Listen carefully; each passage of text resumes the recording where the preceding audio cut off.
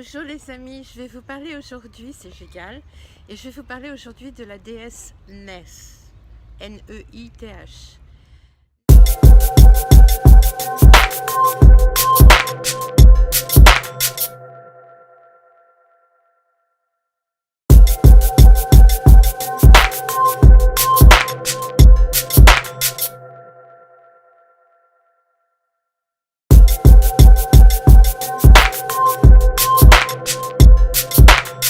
Neith est censée, la ville de Neith, c'est Saïs, dans le delta.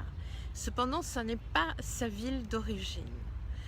On sait par des textes très anciens que Neith avait pour origine le lac Triton. Le lac...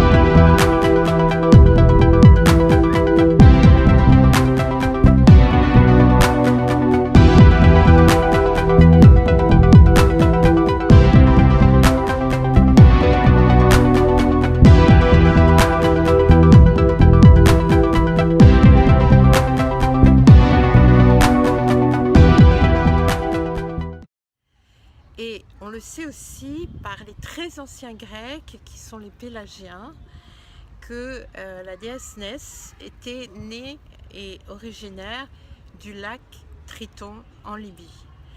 Alors pourquoi sa ville de Saïs? Tout simplement, et c'est là que c'est très important à comprendre, c'est que Saïs, la fin de la trajectoire de la planète Sirius,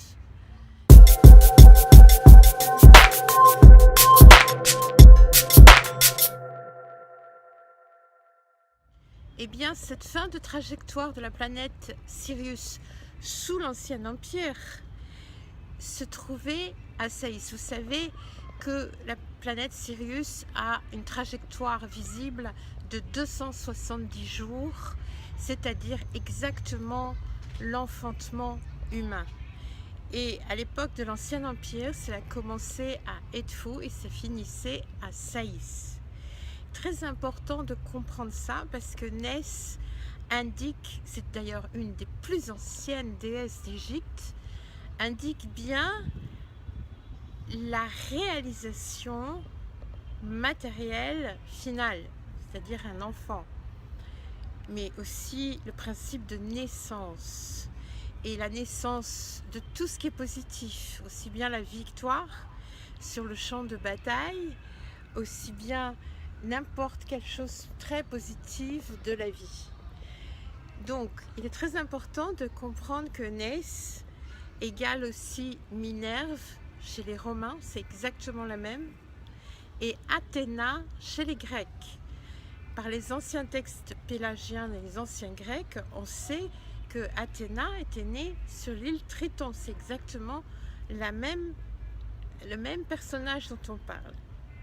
Voilà.